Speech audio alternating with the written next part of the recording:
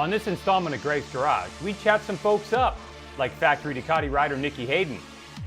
Of course, phone rings some years for World Superbike, and, I've listened a bit, but I would say I've been listening more this year than in the past. Troy Lee of the famed Troy Lee Designs.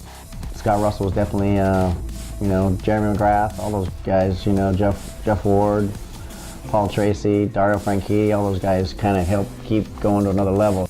We'll ride a motorcycle, the Ducati Monster 20th anniversary, and give you some impressions. We take you around the web for some cool videos, show you a couple of cool websites, get you up to speed on motorcycle slang and more. You know what time it is. It's Greg's Garage time. Hello everyone and welcome to Greg's Garage. I'm your host, Greg White, and today we have a packed show for you and we are excited about it. I want to send out a special thank you to everyone who sent questions for our guest Nicky Hayden via Twitter, Facebook, and at the email address show@gregsgaragetv.com. Which leads me to, if you have any questions about the show, the industry, you want to see a special feature, you have a comment, make sure you send us an email, show@gregsgaragetv.com.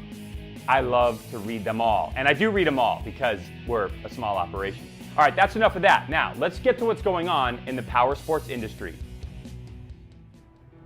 We'll get things going with some retail news. As reported, Suzuki Motor of America Inc. says that its June sales were up nearly 30% from June of 2012. The strongest segment for Zook? The standard bike, like 2013 SFV 650.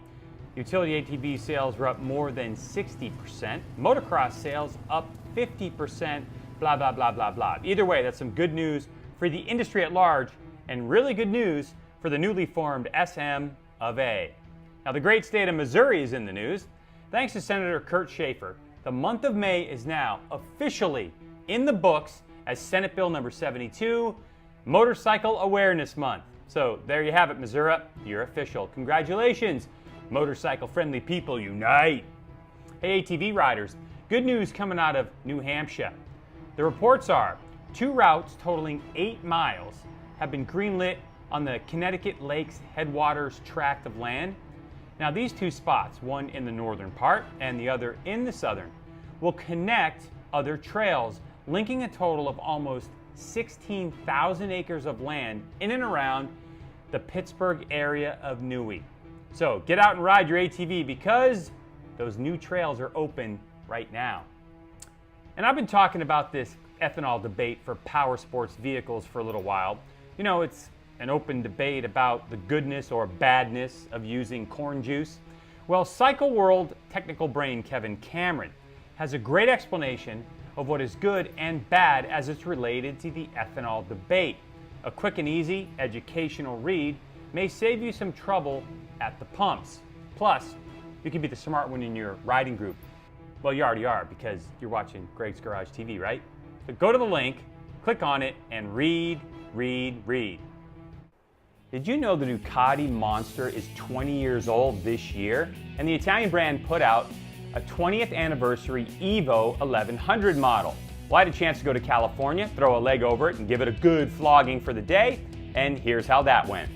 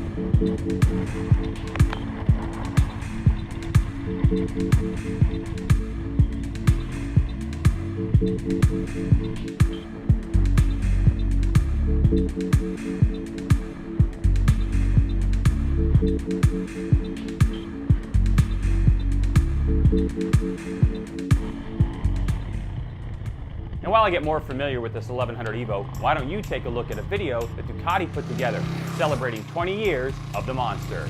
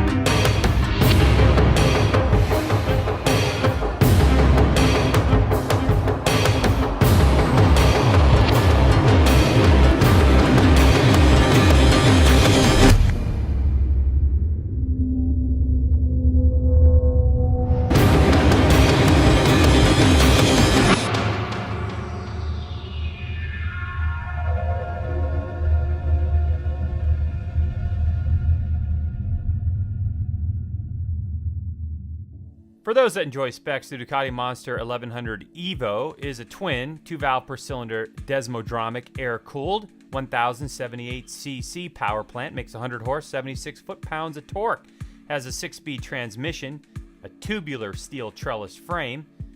The seat height comes in at 31.9 inches, dry weight 373 pounds. Now this is the 20th anniversary edition 1100 Evo. It's dressed in special celebratory color schemes, revised color finish for frames and brake calipers, master cylinder, and key chassis components, in addition to many other details, including design refinements applied to rearview mirrors and seat coverings. Ah, the Ducati Monster. In this particular one, the M1100 Evo 20th anniversary edition is phenomenal. I mean, 20 years already the Monster's been out, and it's been out because it's a great motorcycle. Ducati over the years has really refined this motorcycle into something special. And the forks are very well balanced with the handling and taking bumps. The brakes are great. The upright riding position is so confidence inspiring. It's like the moment you jump on it, you just feel like you can do anything with this motorcycle. The seat is very compliant, as well as the rest of the motorcycle. So let's dive into it a little bit deeper. The chassis itself, when you combine the trellis frame with the suspension they have on this motorcycle, the full adjustability is great, but it's just well balanced to be an overall bike. It's not stiff like a track day bike. It's not soft like a cruiser. It's somewhere right in the middle. So when you get over those really hard, jarring bumps, you don't feel it in your teeth on this one, but it's also going to be stiff enough where when you get on those back roads, you can throw it around a bit and not have it wiggle and wobble around. So definitely a solid A for the chassis combination. Now the motor itself, you're looking at 100 horsepower, so it's not the fastest thing in the world, but what a lot of people don't realize is what you're really looking for is torque. Torque is that rush of acceleration. Torque is what gets you from zero to get moving, and this motor has 76 foot-pounds of torque. It's really, really fun. So anytime when you're sitting at a traffic light or you're just kind of putting around and you want to give it a little goose action, the Monster gets up and goes. Looking at the styling of this motorcycle, well, I like the retro look personally.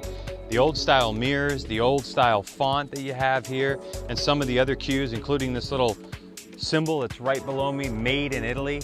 Hey, that's like me, half of me's made in Italy. I love this thing, but there are a couple complaints, okay? When you get into the ergonomics of it all, the foot peg to seat to handlebar relationship, for me, perfecto. That's Italian. But when I look at the instrument cluster, the angle of the instrument cluster for my height isn't really, it's not optimal, but also where the speedometer is, the mile an hour, it's very difficult to read. There's a couple things with it. One, I'm so tall I have a severe angle to get down to look at the mile an hour. The other thing is the triple clamp itself that holds the bars on reflects off of there, and so it makes it difficult to see in the bright sunlight. So having that information available and a little better delivery method, for me, is going to be a little better, because with the torque available in this Monster, you can get yourself in trouble on this Ducati in a heartbeat. Overall riding impressions of the Ducati Monster 1100 Evo 20th anniversary, I'm gonna have to give it 2 thumbs up. Really a big fan, especially like in California, splitting lanes, going from light to light, stop and go traffic. The clutch is really easy on your forearm. The brakes are great. It's confidence inspiring. It still has that Ducati V-twin rumble. You hear it, you see it, you feel it. Love the Ducati 1100 Monster. Big fan, big fan.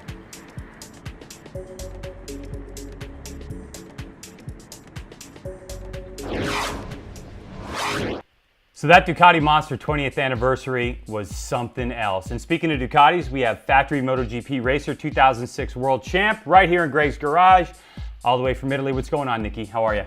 Hey, Greg, doing well. How about yourself? How you holding up over there? Yeah, good. Real excited. Mazda Raceway Laguna Seca is coming up in a couple weeks, and we're really pumped about that, huh? Yeah, oh, yeah. For me, of course, Laguna is a very special track. One, I've had some good luck there, and I mean, it really is a great track and a great history. So, of course, I wish I was going home with a bit better speed and maybe a bit more momentum. but the reality is what it is. And anyway, I do look forward to Laguna. Of course, I have a lot of fans there. Get to race with the AMA weekend, and the corkscrew is maybe one of the best corners in the world. So before you get to Mazda Raceway Laguna Seca, you have a stop in Germany, and then literally just a couple days ago, you got to test the motorcycle. So, there's so many of us that are sitting here, big fans of yours, Americans in particular, that are just hoping you're going to find the magic bullet in that Ducati. Did you find the magic bullet in testing, and how's Germany looking? No, we didn't find a magic bullet, and I mean, the reality, there's no such thing as just one magic bullet in racing. I mean, you find a second with 10 tenths, there's no such thing, maybe if you had a tire or something, but, at this level now, you don't just put in a different fork setting and gain a second. It's not the reality. But we had a decent test. I mean, I was going pretty quick compared to the other Ducatis, but if we're compared to last year's pace, wasn't that quick, but we did find a couple of little things, and particularly with wheelie control and some stuff with the electronics, what should be really helpful at Sachsenring, which is next, and Laguna. Those are two very short tracks with short gearing that have a lot of wheelies, so that was one positive. A couple little things. I guess Dovey did test a new frame that he liked that they only had one of, so I didn't get to try that. But nonetheless, I hope that's a bit of a direction. So it's, as frustrating as it is for my fans there in America, believe me, it's just as frustrating for us to not be making the progress that we had hoped. So it's the team is certainly working hard. I mean, they had, I think 6 riders there testing and 10 or 12 bikes, they said. So wow. It's not been a lack of effort, but still we need to do better. Well, I mean, and if you look at the timing sheets, the way the press releases are coming out, we can see the amount of laps that you're doing. I mean, we know you're putting the work in, so there's no question there. So let me ask you this question. Recently, your teammate from the last 2 seasons won a race. What's your reaction to Valentino Rossi's victory? Well, I mean, for everybody involved in racing, it's better when Rossi's at the front. I mean, it's better for the show. It's better for all of us at the end of the day. And in one point, it made me happy. I mean, Rossi deserved to still win. I mean, he took a lot of flack. I mean, when the results don't come, the first thing everybody says, you're not trying, he's not putting out the effort. And, it was, a lot of people said that the last 2 years at Ducati, but I seen firsthand that guy really show up every week motivated, and didn't think that was fair, the criticism he took.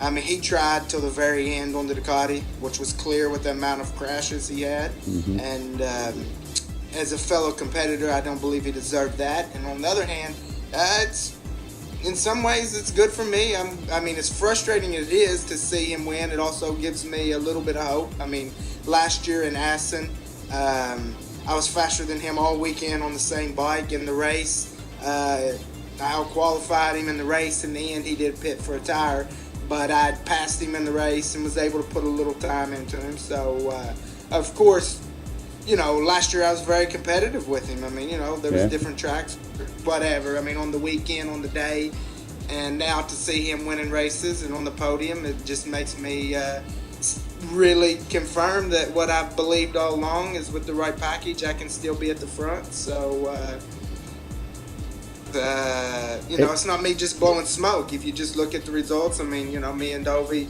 he's been on the podium the last 2 years at Assen. So it's one thing him saying it, and I got to back it up. But it does. It is great to see. It is good to see for me to give me a bit of hope.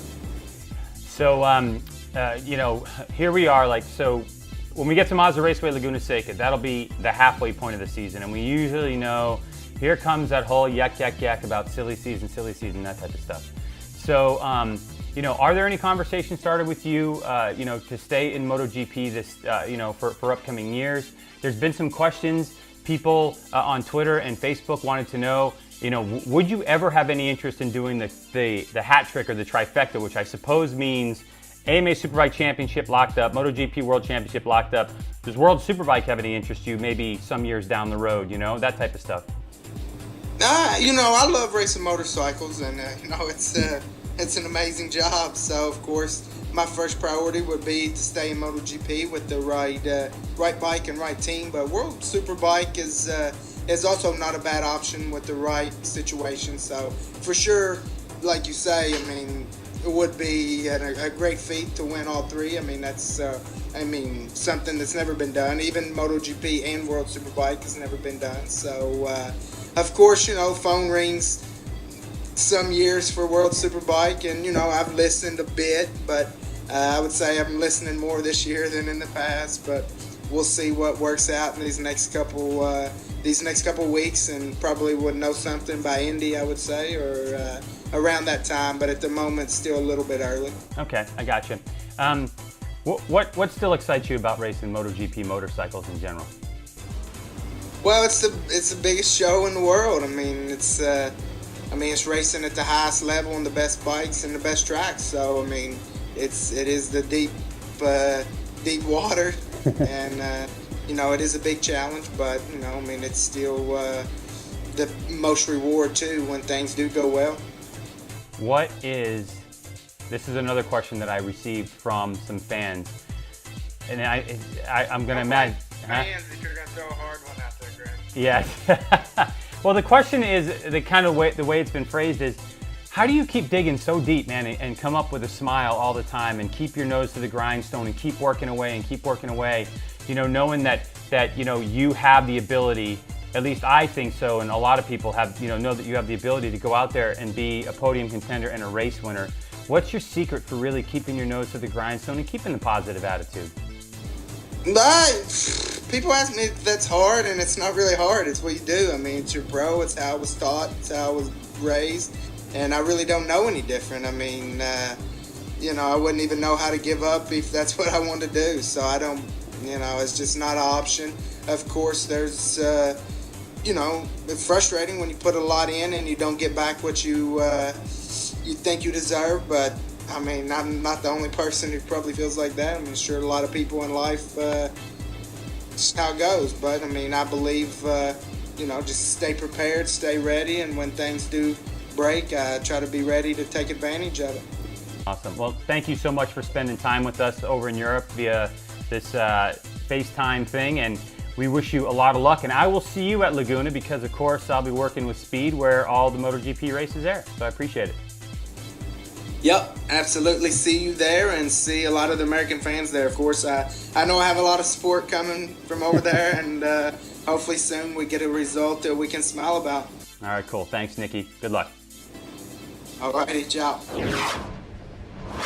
Now, Nicky's brother Tommy has ties to an industry icon, a man who went from simple helmet painting to graphics design and more, spread across multiple motorsports industries to make his business legendary. It's the story of a man who turned a passion into a business he's passionate about. The man I'm talking about, Troy Lee of Troy Lee Designs.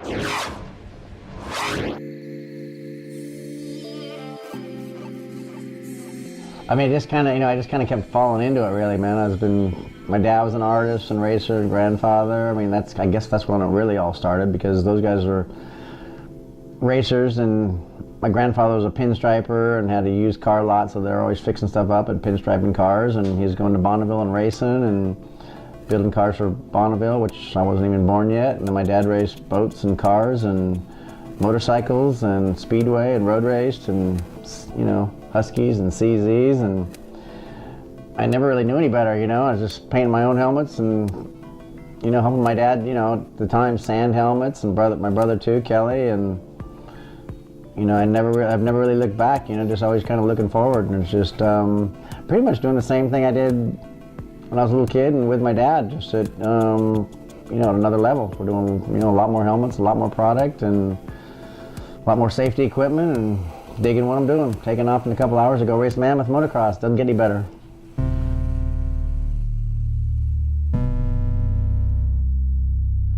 Well, the first one was when I was welding pipes for Mitch Payton and racing motorcycles with Mitch Payton, and kind of painting my own helmets, and then Andy Jefferson's and Jeff Jennings, and I would come home from welding pipes at Pro Circuit, and my doorstep, there started to be more and more helmets at the doorstep every time I'd come home, and I finally had to go tell Mitch, man, I got to teach somebody how to do this, man, because I'd rather paint helmets than weld pipe, especially in Corona here in Norco, man. It gets hot in the summer, you know? So that was kind of a milestone where I kind of said, there's enough helmets showing up that I think maybe I can turn this into a business, you know? And, you know, I guess there's been, you know, different times after that when I really thought maybe I could make a t-shirt and a sticker and you know, like, wow, my first sticker, my first t-shirt, you know, my first visor, which I was vacuuming for my mom's oven, and so I got kicked out of the house because the house smelled like plastic every day, you know. Had to rent an airplane hangar down the Corona Airport here. Definitely drawing Scott Russell's helmets, you know, up with the feathers all on them, and just drew the little wing on the back and said, wow, it'd look cool if these things had a little wing. And then we decided, shoot, let's vacuum for them, make one, you know. And, you know, Scott Russell was definitely, you know, Jeremy McGrath, all those guys, you know, Jeff Ward, Paul Tracy, Dario Franchitti, all those guys kind of helped keep going to another level, you know, Sean Palmer, all those kind of different heroes in different sports kept, you know, elevating my career, you know, kept giving me a canvas to paint on.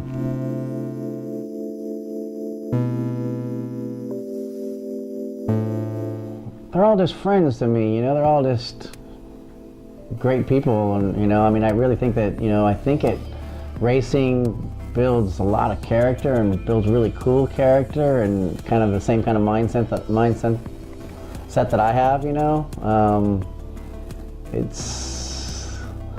I love people that can, dig people that can get it out, lay it out on the line, man, and work under pressure and achieve something great, you know. And that's what racing's all about, man. There's a lot of elements that come into your life, especially with a lot of the athletes that I deal with, you know, that they have to deal with, but they still have to get out there and just put their head down and get it done. And that's it's kind of the attitude I take here at my business.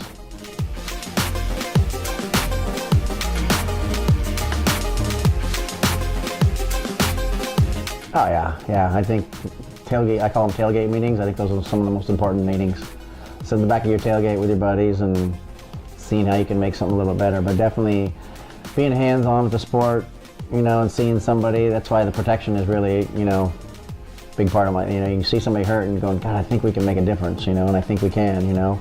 And like I said, all my kids are, you know, riding, racing, and all my friends are still doing it, and you know, I'm still doing it, and I just feel like we can make a better product always, you know, and that's, if you keep that mindset, I think you can keep your company growing.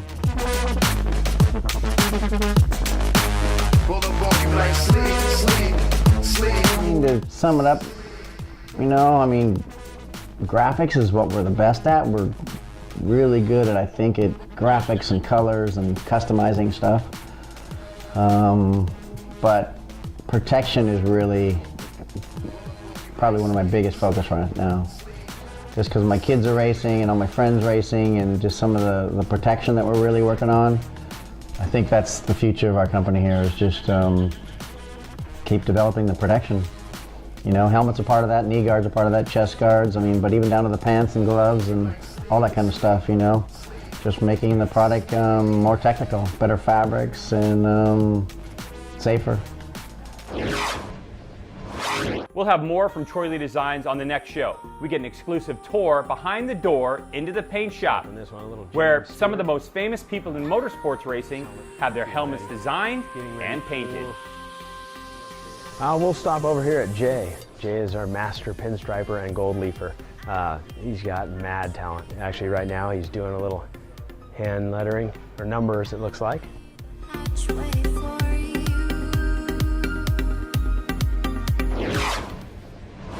Some more on that next week, but right now, we're taking you to Worldwide Video.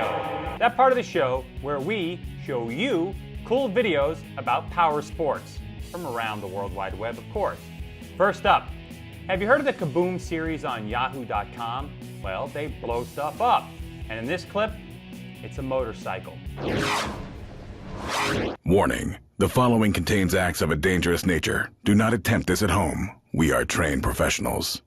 Hey guys, we saw this interesting story on the comments section, and it's about this guy Steve. He's getting ready to walk down the aisle and marry his fiancée, but she will not have anything to do with it unless he gets rid of his most prized possession, his motorcycle. Well, we're gonna do Steve a solid, and we've got his motorcycle, and we're gonna make it go kaboom! Tara Connor, former Miss USA. Renee Diamante, Class 1 Pyrotechnic. And Petey, Stunt Monkey. This is Kaboom! What a sad sap. Of course we'll blow up your girlfriend, Steve. Just kidding. Hey, Renee, you ready to separate Steve and his bike? Here we have Steve's first love. I've laced this with 25 grain det cord. We have a pancake, which is a spiral of det right under the gas tank. We also have pancake under the seat. This is going to send little Petey flying. We have a couple of sparking devices, one here, one here. The object is to tear all the skin off of this, send the tanks flying sky high, and leave the bike standing. Oh, Steve. You can check out the Kaboom on the actual video. You find the link on the show page. On to the next one. Video Blinks put this one together. A compilation of loading fails. You'll see what I mean.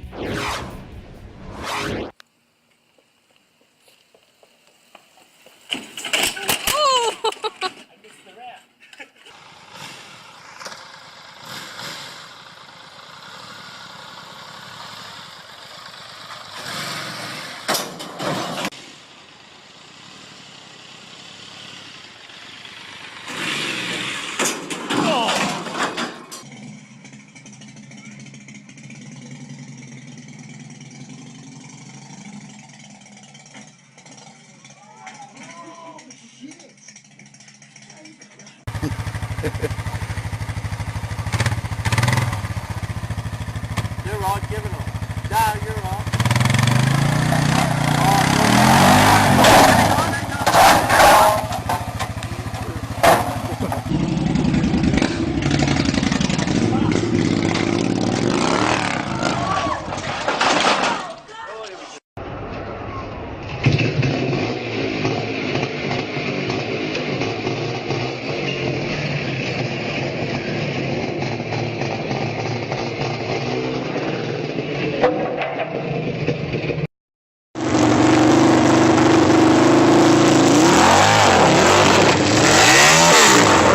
Dang.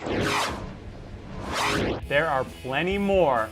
Get to that link, people. And have you ever been bored whilst riding a motorcycle? Well, entertain yourself this way.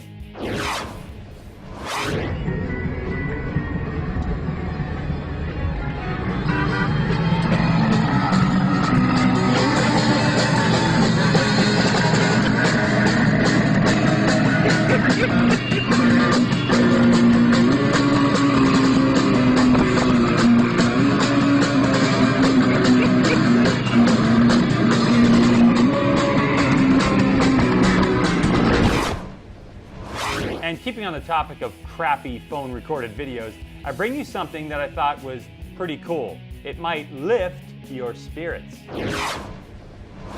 Yep.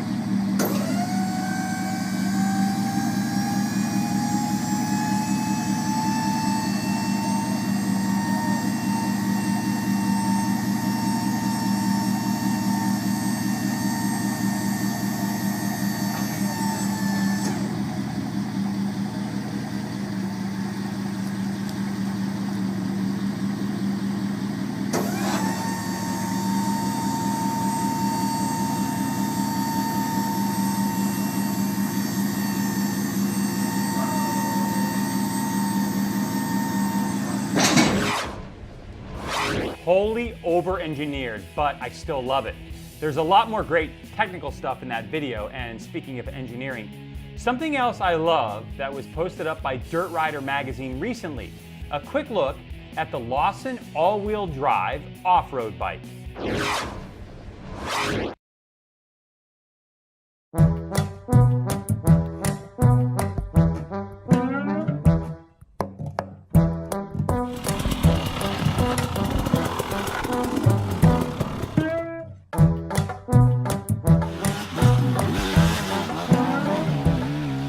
Okay, so on our double sprocket here, we originally had our overrunning ratchet clutch until Speedy found out if you back the bike into a corner with the ratchet down there, the knuckling of the U-joint gets you in trouble and dumps you off. So then we moved it up to the front chain. Here's the triplet of idlers with the tension adjuster, and then these two are located in exactly the right spot so the chain tension stays constant.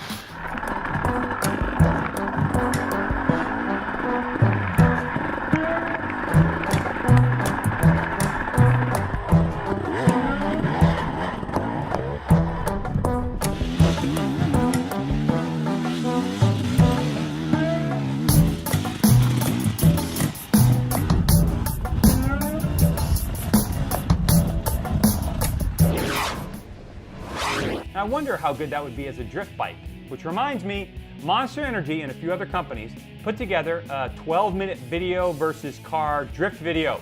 I give you highlights from battle number 3. High Plains is by far the crappiest place on earth. No more drifting. No more tire spinning. Ever.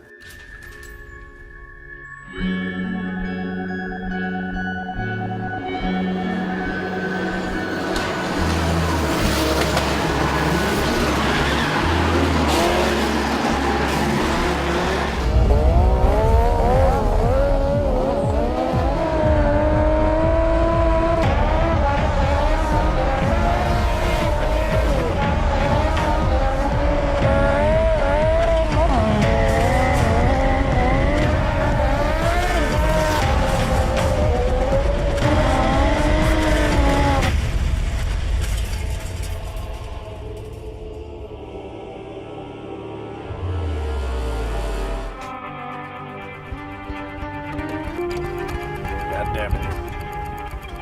All right, Mr. Buck. They're all yours, man. Fruit flies have entered the meatloaf. I'm out.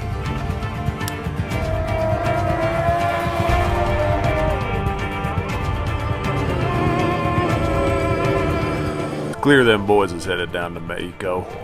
Land of tequila, 10-gallon hats, and the Speedy Gonzalez.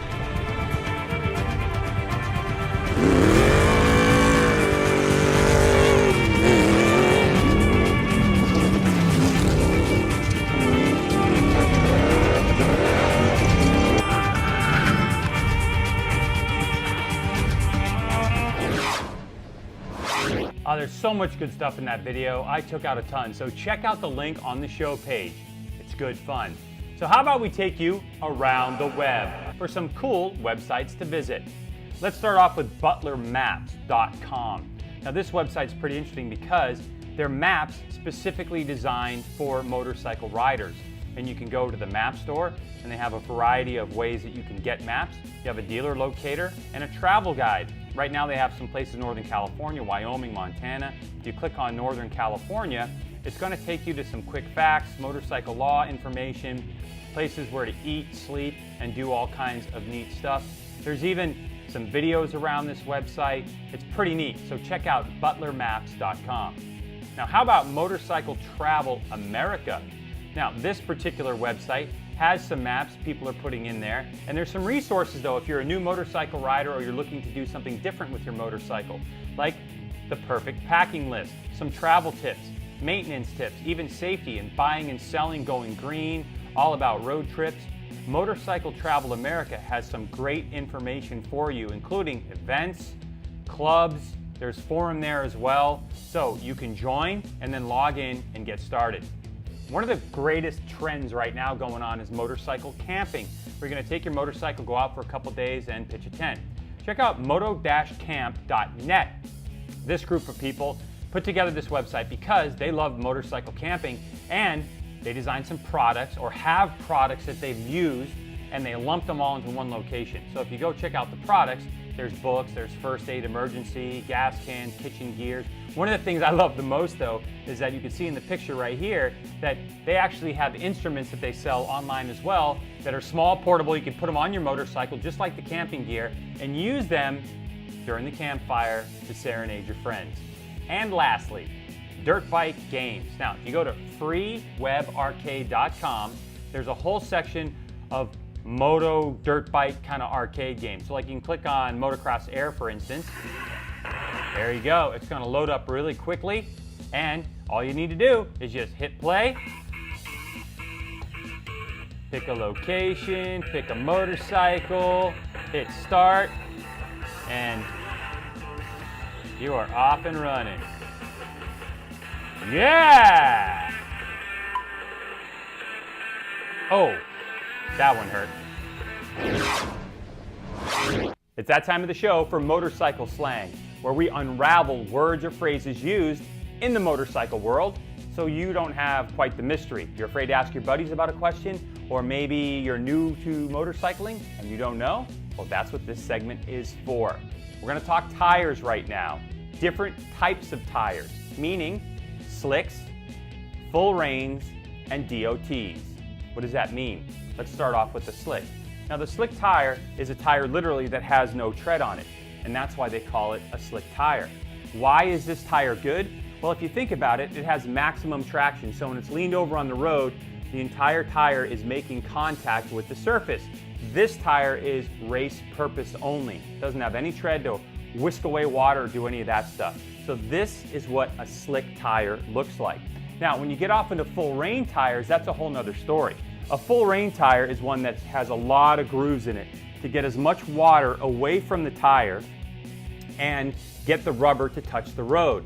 And often a rain tire, because of the conditions, the rubber's very soft. I can actually push in with this rubber and feel how soft it is. It's most effective when they're new because they have very sharp edges on them, so it cuts through the water better and gets that rubber to the ground. So that is a full rain tire. And then in the middle, you have your DOT tires. Okay, those are tires that you have on your motorcycle. Department of Transportation is what the DOT stands for.